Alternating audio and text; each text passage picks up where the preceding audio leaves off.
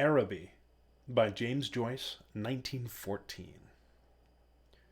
North Richmond Street, being blind, was a quiet street, except at the hour when the Christian Brothers' School set the boys free.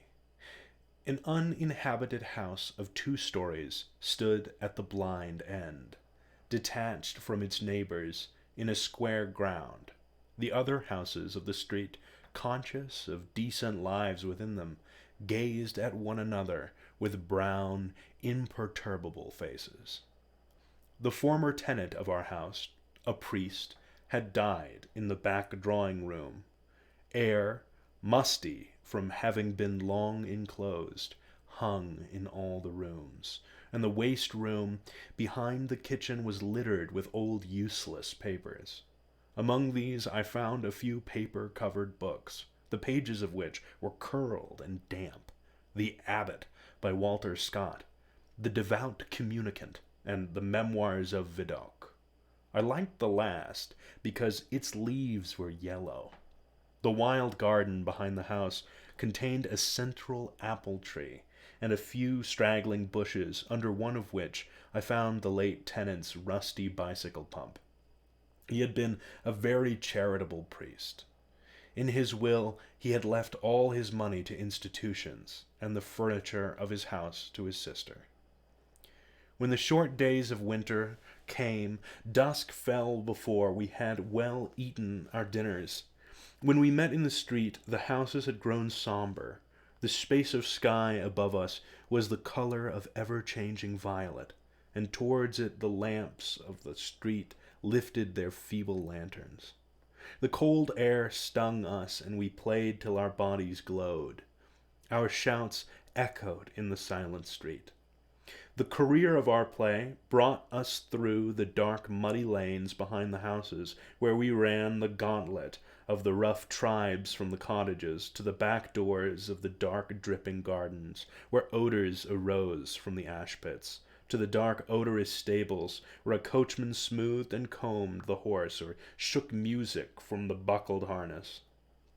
When we returned, the street light from the kitchen windows had filled the areas. If my uncle was seen turning the corner, we hid in the shadow until we had seen him safely housed.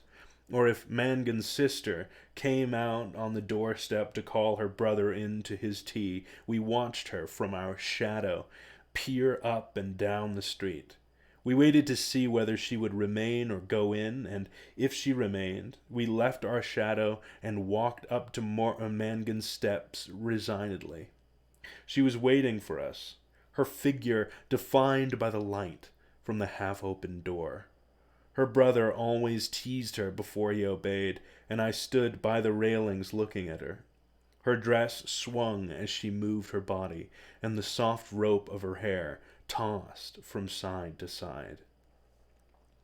Every morning I lay on the floor in the front parlor watching her door. The blind was pulled down to within an inch of the sash, so that I could not be seen. When she came out on the doorstep, my heart leaped. I ran to the hall, seized my books, and followed her. I kept her brown figure always in my eye, and when we came near the point at which our ways diverged, I quickened my pace and passed her. This happened morning after morning. I had never spoken to her except for a few casual words, and yet her name was like a summons to all my foolish blood. Her image accompanied me even in places the most hostile to romance. On Saturday evenings, when my aunt went marketing, I had to go to carry some of the parcels. We walked through the flaring streets, jostled by drunken men and bargaining women, amid the curses of laborers, the shrill litanies of shop boys who stood on guard by the barrel of pigs' cheeks, the nasal chanting of street singers who sang a "Come All You" about O'Donovan Rosa, or a ballad about the troubles in our native land.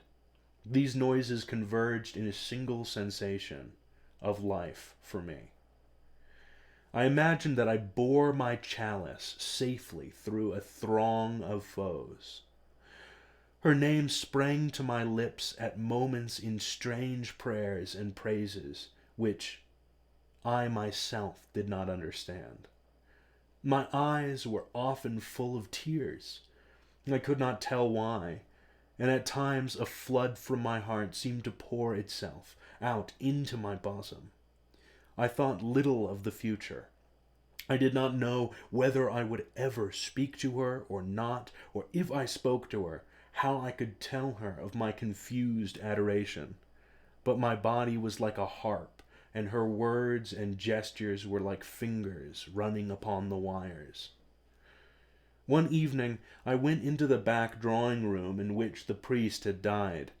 It was a dark, rainy evening, and there was no sound in the house.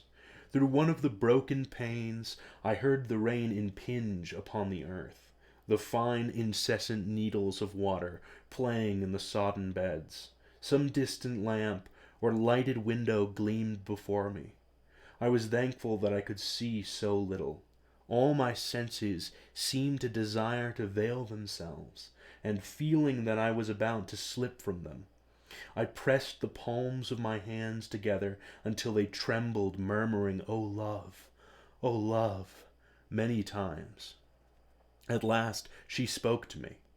When she addressed the first words to me, I was so confused that I did not know what to answer. She asked me, was I going to Araby? I forgot whether I answered yes or no. It would be a splendid bazaar. She said she would love to go. And why can't you? I asked. While she spoke, she turned a silver bracelet round and round her wrist.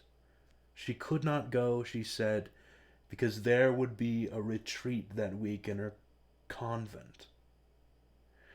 Her brother and 2 other boys were fighting for their caps, and I was alone at the railings. She held one of the spikes, bowing her head toward me. The light from the lamp opposite our door caught the white curve of her neck, lit up her hair that rested there, and falling, lit up the hand upon the railing. It fell over one side of her dress and caught the white border of a petticoat, just visible as she stood at ease. It's well for you, she said.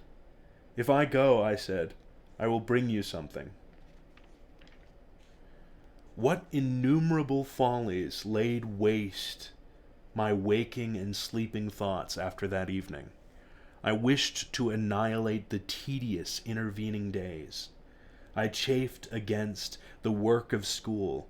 At night in my bedroom, and by day in the classroom, her image came between me and the page I strove to read.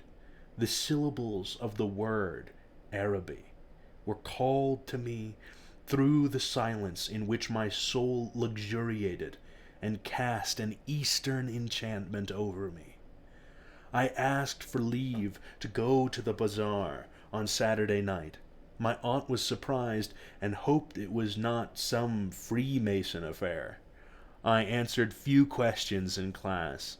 I watched my master's face pass from amiability to sternness. He hoped I was not beginning to idle. I could not call my wandering thoughts together. I had hardly any patience with this serious work of life, which, now that it stood between me and my desire, seemed to me child's play, ugly, monotonous child's play. On Saturday morning, I reminded my uncle that I wished to go to the bazaar in this evening. He was fussing at the hall stand, looking for the hat brush, and answered me curtly, "Yes, boy, I know." As he was in the hall, I could not go into the front parlor and lie at the window. I left the house in bad humor and walked slowly towards the school. The air was pitilessly raw, and already my heart misgave me. When I came home to dinner, my uncle had not yet been home. Still, it was early. I sat staring at the clock for some time, and when its ticking began to irritate me, I left the room. I mounted the staircase and gained the upper part of the house. The high, cold, empty, gloomy rooms liberated me, and I went from room to room singing. From the front window, I saw my companions playing below in the street. Their cries reached me weakened and indistinct, and leaning my forehead against the cool glass, I looked over at the dark house where she lived. I may have stood there for an hour, seeing nothing but the brown-clad figure cast in my imagination. Touched discreetly by the lamplight at the curved neck, and at the hand upon the railings, and at the border below the dress. When I came downstairs again, I found Miss Mercer leaning by the fire. She was an old, garrulous woman, a pawnbroker's widow who collected used stamps for some pious purpose. I had to endure the gossip of the tea-table. The meal was prolonged beyond an hour, and still my uncle did not come. Mrs. Mercer stood up to go. She was sorry she couldn't wait any longer, but it was after 8 o'clock, and she did not like to be out late, as the night air was bad for her. When she had gone, I began to walk up and down the room, clenching my fists. My aunt said, "I'm afraid you may put off your bazaar for this night of our Lord." At 9 o'clock, I heard my uncle's latchkey in the hall door. I heard him talking to himself, and heard the hall stand rocking when it had received the weight of his overcoat. I could interpret these signs. When he was midway through his dinner, I asked him to give me money to go to the bazaar. He had forgotten.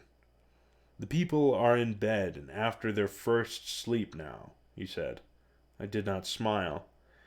My aunt said to him energetically, "Can't you give him the money and let him go? You've kept him late enough as it is."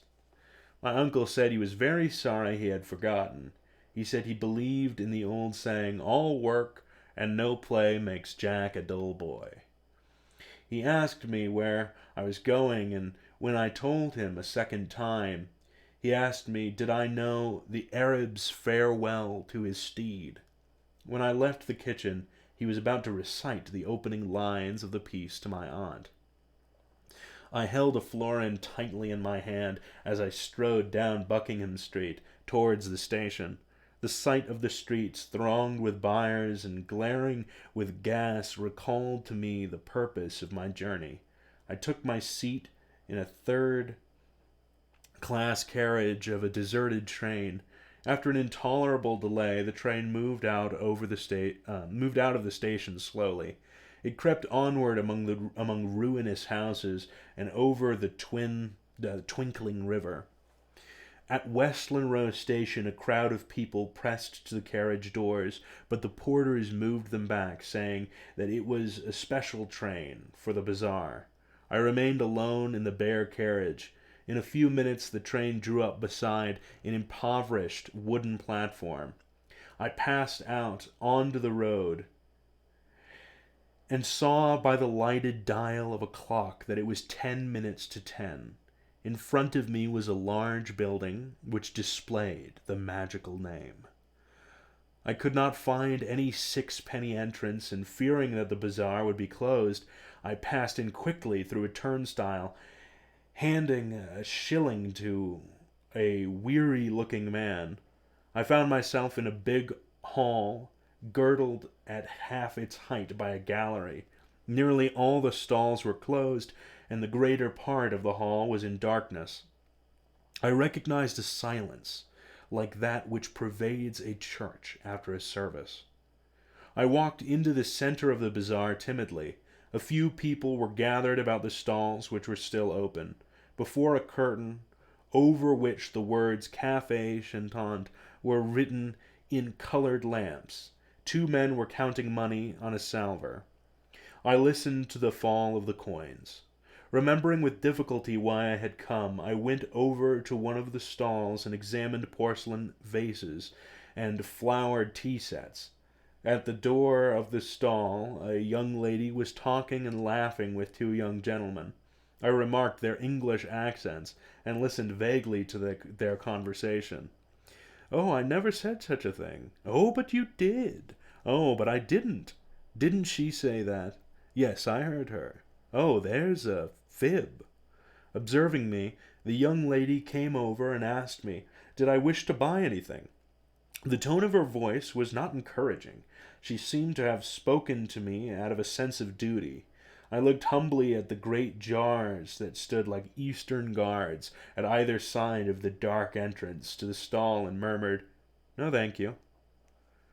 The young lady changed the position of one of the vases and went back to the two young men. They began to talk of the same subject. Once or twice the young lady glanced at me over her shoulder. I lingered before her stall, though I knew my stay was useless, to make my interest in her wares seem the more real. Then I turned away slowly and walked down the middle of the bazaar. I allowed the 2 pennies to fall against the 6 pence in my pocket. I heard a voice call from one end of the gallery that the light was out. The upper part of the hall was now completely dark. Gazing up into the darkness, I saw myself as a creature driven and derided by vanity, and my eyes burned with anguish and anger.